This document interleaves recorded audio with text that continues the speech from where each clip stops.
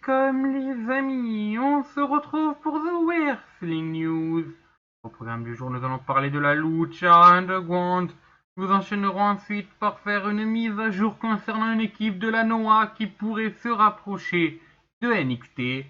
Et enfin, nous terminerons par parler de Shane McMahon avec plus d'informations quant à son retour du côté de WWE.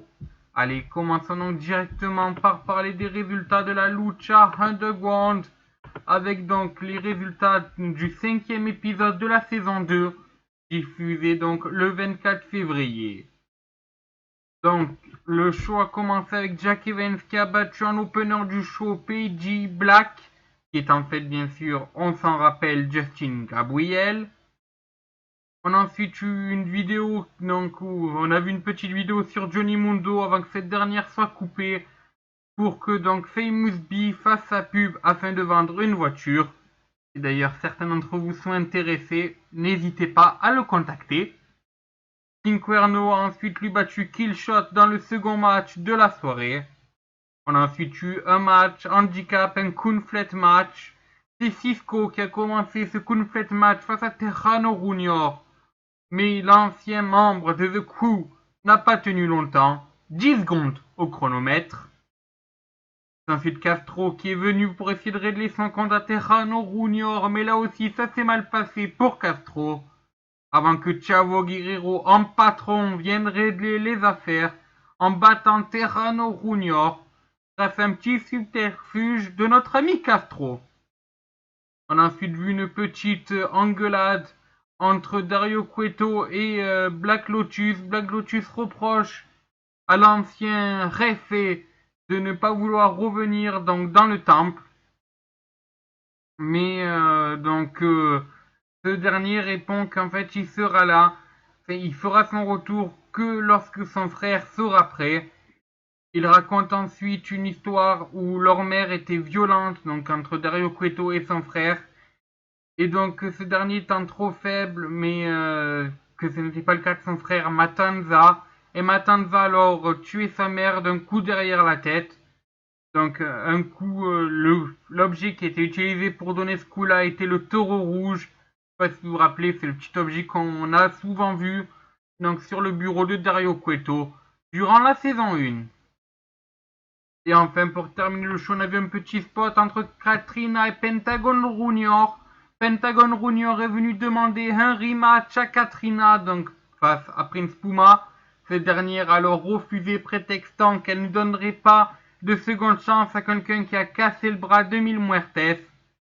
Pentagon Junior n'a pas apprécié cela et donc a essayé de lui casser le bras. Tout simplement, voilà.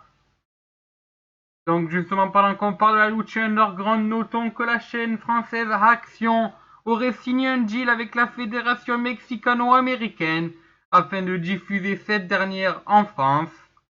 Nous ne connaissons toujours pas bien sûr les noms des commentateurs qui s'occuperont donc de commenter pour nous la Lucha Underground. Cependant, nous savons que la chaîne Action est une chaîne du groupe AB, tout comme AB1 et RTL9. Je dis ça, je dis rien. Voilà. Bien, donc passons donc maintenant du côté de la Noah pour parler des TMDK, les anciens champions par équipe de la Noah, qui étaient absents depuis de longs mois déjà suite à une blessure au genou d'un de leurs membres, Shane Haste. Et bien ces derniers, bonne nouvelle pour eux, sont de retour à la Noah.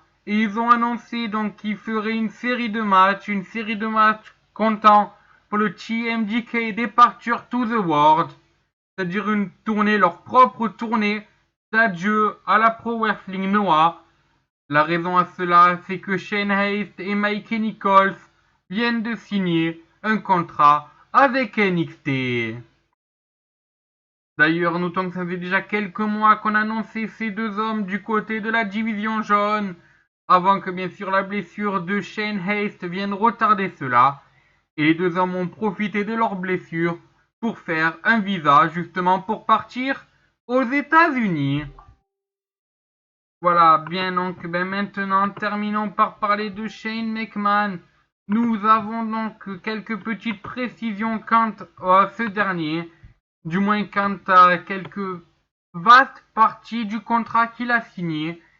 Tout d'abord, le Wrestling Observer Newsletter a annoncé que le fait de faire venir Shane McMahon à WWE date déjà d'il y a un peu plus d'un mois et que ce deal avait été parfaitement gardé secret par les McMahon.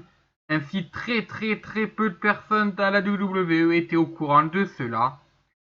L'élément donc qui a été déclencheur de cela, c'est la confirmation que John Cena ne puisse pas lutter à WrestleMania. Et donc fallait trouver un adversaire pour l'Undertaker. Et donc justement, beaucoup de proches de Vince McMahon ont décrit ce dernier comme dévasté en apprenant la blessure de John Cena, comme on pouvait s'en douter. Et donc c'est là que son fils est venu donc donner quelques petites idées pour le show WrestleMania. D'ailleurs, toujours selon le même Wrestling Observer Newsletter, le retour de Shane McMahon ne serait pas pour un court run. En effet, il est prévu que Shane McMahon reste un peu après WrestleMania.